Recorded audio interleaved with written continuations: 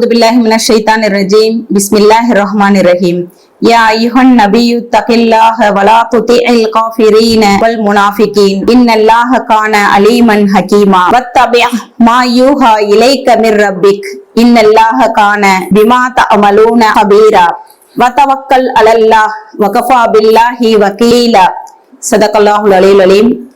அளவிலா கருணையும் இணையில்லா கிருபையும் உடைய அல்லாஹ்வின் திருப்பெயரால் நபியே, அல்லாஹ்வுக்கு அஞ்சுவீராக, மேலும் நிராகரிப்பாளர்களுக்கும் நயவஞ்சகருக்கும் கீழ்ப்படியாதீர். உண்மையில் அல்லாஹ் தான் நன்கு அறிந்தவனாகவும் நுண்ணறிவாளனாகவும் இருக்கின்றான். இறைவனிடமிருந்து உமக்கு அறிவிக்கப்படுகின்ற விஷயத்தை நீர் பின்பற்றுவீராக.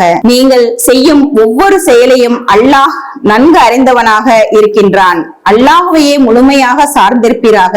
பொறுப்பேற்பதற்கு அல்லாஹ்வே போதுமானவன். அத்தியாயம் 33 அல் அக்ஸா. நபி ஸல்லல்லாஹு அலைஹி வஸல்லம் அவர்களுக்கு மதீனாவில் இறக்கி அருளப்பட்டது. மொத்த வசனங்கள் 73. அல்ஹம்துலில்லாஹி ரப்பில் ஆலமீன் வஸ்ஸலாத்து வஸ்ஸலாமு அலா முர்ஸலீன் வ அலிஹி வஸ்ஹாபி அஜ்மஈன் இலா யௌமித்தீன். ரப்பி இஸ்அலி ஷத்ரி வ யஸ்ஸிர் லி அம்ரி வஹ்லுல் உக்ததம் மின் லிசானி யஃப்கஹு கௌலி. எல்லா புகழும் இந்த விண்ணையும் மண்ணையும் படைத்து பரிபாலித்து ரட்சிக்கக்கூடிய ஏக இறைவன் ஒருவனுக்கே உண்டாகட்டும். அவனது சலாமும் சாந்தியும் அகிலத்தின் அருட்கொடையாக வந்த சத்திய தூதர் முகமது நபி ஸல்லல்லாஹு அலைஹி வஸல்லம் அவர்கள் மீதும் அவர்களை பின்பற்றி வாழக்கூடிய நல்லடியார்கள் மீதும் நம் அனைவர் மீதும் என்றென்றும் நிலவட்டுமாக என்ற பிரார்த்தனையுடன் ஆரம்பிக்கிறேன். அஸ்ஸலாமு அலைக்கும் வரஹ்மத்துல்லாஹி வபரகாத்துஹு.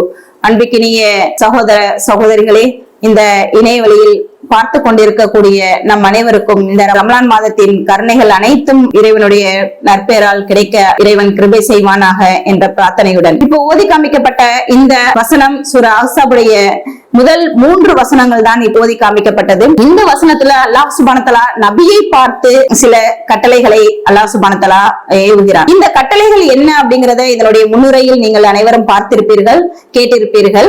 இந்த முன்னுரையில் அல்லாஹ் சுப்ஹானஹு வ தஆலா எதை பற்றி குறிப்பிடுகிறான் அப்படிங்கிற விஷயங்கள் தெரியும். இப்ப இந்த வசனம் எந்த காலகட்டத்துல இறக்கி அருளப்பட்டது அப்படிங்கறத பாத்தீங்கன்னா, ஸைத் ரலியல்லாஹு நபி ஸல்லல்லாஹு அலைஹி வஸல்லம் உடைய வளர்ப்பு மகனாக இருந்த ஸைத் ரலியல்லாஹு அவர்களுக்கும் ஸைனப் ரலியல்லாஹு அவர்களுக்கும் மனவிலக்கு செய்யப்பட்டிருந்த நாட்களில் தான் இந்த வசனம் இறக்கி அருளப்பட்டது. இந்த வசனத்தை இந்த இறக்கி அருளப்பட்ட வசனத்தின் போது நபி ஸல்லல்லாஹு அலைஹி வஸல்லம் வளர்ப்பு மகன் சொந்த மகனாக ஆக முடியாது அப்படிங்கிற அல்லாஹ் சுப்ஹானஹு வ தஆலாவுடைய கட்டளை வந்ததுக்கு அப்புறமா தொடர்ந்து இதை மக்கள் மக்கள் மத்தியில பிரபலமாக்கணும், மக்களுக்கு அறியக்கூடியவர்களாக இருக்கணும், அல்லாஹ்வுடைய அந்த கட்டளையை மக்கள் தெரிந்து கொள்ளணும். வளர்ப்பு மகன் என்றைக்குமே சொந்த மகனாக ஆக முடியாது, அவர்கள் சொத்திலும் வாரிசுரிமையிலும் எந்த ஒரு பங்கும் இருக்க முடியாது என்பதை மக்களுக்கு அறிவிப்பதற்காக அல்லாஹ் சுப்ஹானஹு வ தஆலா இந்த கட்டளையை இது பண்ணி என்ன செய்யறான் அப்படின்னு பாத்தீங்கன்னா, சொந்த மகனுடைய மனைவியை திருமணம் செய்து கொள்ள முடியாது. ஆனால் வளர்ப்பு மகன் சொந்த மகன் ஆக முடியாது அப்படிங்கிற ஒரு பட்சத்துல நபி ஸல்லல்லாஹு அலைஹி வஸல்லம் அவர்களுக்கு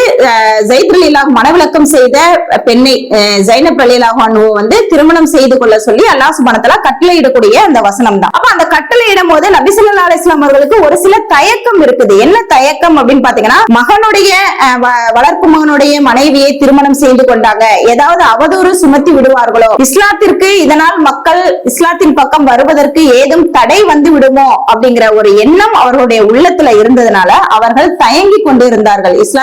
இஸ்லாத்தின் பக்கம் வராமல் மக்களுக்கு ஏதாவது ஒரு கேடு வந்துரும் அப்படிங்கிற ஒரு விஷயம் இந்த மக்களிடத்துல இருக்குது. இஸ்லாத்தினுடைய உயர்வான நோக்கங்கள் கேடு விளைந்துரும் அப்படிங்கிற ஒரு எண்ணம் இருந்ததுனால நபி ஸல்லல்லாஹு அலைஹி வஸல்லம் இந்த விஷயத்துல தயக்கம் காட்டினாங்க. அதனாலதான் அல்லாஹ் சுப்ஹானஹு வ தஆலா நபிக்கு கட்டளையிடுறான், நபியே அல்லாஹ்வுக்கு அஞ்சுவீராக, மேலும் நிராகரிப்பாளர்களுக்கும் நயவஞ்சகர்களுக்கும் நீங்க கீழ்ப்படியாதீங்க. அல்லாஹ் எல்லா விஷயத்தையும் அறியக்கூடியவனாக இருக்கிறான், அல்லாஹ் நுண்ணறிவாளனாக இருக்கிறான் அப்படிங்கறத அல்லாஹ் சுப்ஹானஹு வ தஆலா கட்டளையிட்டு, அல்லாஹ்வுடைய கட்டளை என்கிற போது நீங்கள் அதை நிறைவேற்றுங்கள். யார் என்ன பேசுறாங்க அப்படிங்கிற கவலை உங்களுக்கு தேவையில்லை அப்படிங்கிற விஷயத்தை அல்லாஹ் சுப்ஹானஹு வ தஆலா இங்க உறுதியாக நபி ஸல்லல்லாஹு அலைஹி வஸல்லம் ஆணையிடக்கூடியவனா இருக்கிறான். அப்ப இந்த உரையுடைய அம்சத்துல ஆரம்பிக்கும் போதே என்ன பண்றான் அப்படின்னு பாத்தீங்கன்னா, அல்லாஹ் சுப்ஹானஹு வ தஆலா நம்முடைய மார்க்கத்தின் நலன்கள் எவற்றை சார்ந்திருக்கின்றன, எவற்றை சார்ந்ததாக இல்லை என்பதை அல்லாஹ் சுப்ஹானஹு வ தஆலா அறியக்கூடியவனா இருக்கிறான் அப்படிங்கறதையும் இங்க அல்லாஹ் சுப்ஹானஹு வ தஆலா சொல்லிட்டு, நீங்க இந்த இணை வைப்பாளர்கள் இறை மறுப்பாளர்களுடைய இதை நீங்க கவனத்துல கொள்ளாதீங்க. அப்ப அல்லாஹ்வுடைய வாக்கு எதுவோ அதை மட்டுமே நீங்க என்ன பண்ணுங்க, நீங்க செயல்படுத்துங்க அப்படின்ட்டு அல்லாஹ் சுப்ஹானஹு வ தஆலா சொல்றான். இன்னும் அடுத்து சொல்றான் அல்லாஹ் சுப்ஹானஹு வ தஆலா, இறைவனிடமிருந்து உமக்கு அறிவிக்கப்படுகின்ற விஷயத்தை நீ பின்பற்று. அல்லாஹ் என்ன கட்டளை இடுறானோ அப்ப உங்களுக்கு எந்த ஒரு தயக்கமும் வேணாம். யார் என்ன நினைப்பாங்க, என்ன பேசுவாங்க அப்படிங்கிற அந்த நினைப்பெல்லாம் உங்களுக்கு இருக்க தேவையில்லை. அல்லாஹ்வுடைய கட்டளையை நீங்க பின்பற்றுங்க. நீங்க செய்யக்கூடிய ஒவ்வொரு செயலையும் அல்லாஹ் சுப்ஹானஹு வ தஆலா அறியக்கூடியவனாக இருக்கிறான். அல்லாஹ் எல்லாவற்றையும் அறியக்கூடியவனாக இருக்கிறான் அப்படின்னு சொல்லிட்டு அல்லாஹ்வுக்கு தெரியாம இருந்துடாது. என்ன ஒரு விஷயங்கள், யார் எந்த மக்கள் என்ன பேசினாலும், ஏளனமாக பேசினாலும், துச்சமாக பேசினாலும், கேலி கிண்டல் எந்த இதுவா இருந்தாலும் அல்லாஹ் அறியாமல் இல்லை அப்படிங்கறது அல்லாஹ் அறியாம இருக்க மாட்டான். அப்ப அந்த ஒவ்வொரு மனிதர்கள் செய்யக்கூடிய செயல்களுக்கான கூலியை, அந்த தண்டனையோ நற்கூலியோ அல்லாஹ்விடம் கண்டிப்பா என்னது அவர்கள் அடைந்து தீர வேண்டும் அப்படிங்கறத சொல்றாங்க. அடுத்து 3வது வசனத்துல அல்லாஹ் சுப்ஹானஹு வ தஆலா சொல்றான், அல்லாஹ்வையே முழுமையாக சார்ந்திருப்பீராக, பொறுப்பேற்பதற்கு அல்லாஹ்வே போதுமானவனாக இருக்கின்றான். அதுதான் சொல்றாங்க, வதவக்கல் அலல்லாஹ் வகஃபா பில்லாஹி வக்கீலா. நீங்க என்னது அல்லாஹ் தான் முழுமையா சார்ந்திருக்கணும், பொறுப்பேற்பதற்கு அல்லாஹ்வே போதுமானவனாக இருக்கிறான் அப்படின்னு சொல்லிட்டு அல்லாஹ் சுப்ஹானஹு வ தஆலா மேல எல்லா விஷயத்திலையும் நம்பிக்கை, அல்லாஹ் மேல தவக்கல் வைங்க. அப்ப இங்கே இந்த விஷயத்துல நம்மளுக்கு இருக்கக்கூடிய படிப்பினை என்ன அப்படின்னு பாத்தீங்கன்னா, அல்லாஹ்வுடைய கட்டளை எதுவோ அதை நாம் செய்ய வேண்டும். ஏன்னா நமக்கும் அல்லாஹ்வுக்கும் இடையில் தான் என்னது எந்த ஒரு தொடர்புமே, நம்மளுடைய ஒவ்வொரு செயல்களுக்கான கூலியோ தண்டனையோ நாம் மட்டும்தான் அனுபவிக்க முடியும். அப்ப பிறருடைய பேச்சுக்காக, பிறருடைய விஷயத்துக்காக நம்ம என்ன பண்ணக்கூடாது, நம்ம எந்த அல்லாஹ்வுடைய கட்டளைகளை மேலோங்க செய்வதில் நம்ம எந்த ஒரு தடையுமே இருக்கக்கூடாது அப்படிங்கிறது ஒரு மிகப்பெரிய படிப்பினை. இன்னும் அடுத்த படிப்பினையாக அல்லாஹ் சுப்ஹானஹு வ தஆலா ஒவ்வொரு விஷயத்தையும் அல்லாஹ் சுப்ஹானஹு வ தஆலா கண்காணித்தவனாக இருக்கிறான். அதற்கு அடுத்தது பாத்தீங்கன்னா, அல்லாஹ்வே நீங்க முழுமையா சார்ந்திருங்க, பொறுப்பேற்பதற்கு அல்லாஹ்வே போதுமானவன் அப்படிங்கிற இந்த 3 படிப்பினைகள் நமக்கு கிடைக்கக்கூடியதா இருக்கு. வல்ல ரஹ்மான் இந்த அத்தியாயத்திலிருந்து, இந்த வசனத்திலிருந்து நமக்கு படிப்பினை பெறக்கூடிய நன்மக்களாக அல்லாஹ் சுப்ஹானஹு வ தஆலா இந்த ரமலானுடைய நாட்களில் அல்லாஹ் அந்த நன்மையை பெறக்கூடிய மக்களாக, அல்லாஹ்வுடைய கட்டளையை செயல்படுத்தக்கூடிய மக்களாக அல்லாஹ் சுப்ஹானஹு வ தஆலா நம் அனைவரையும் ஆக்கி அருள்வானாக.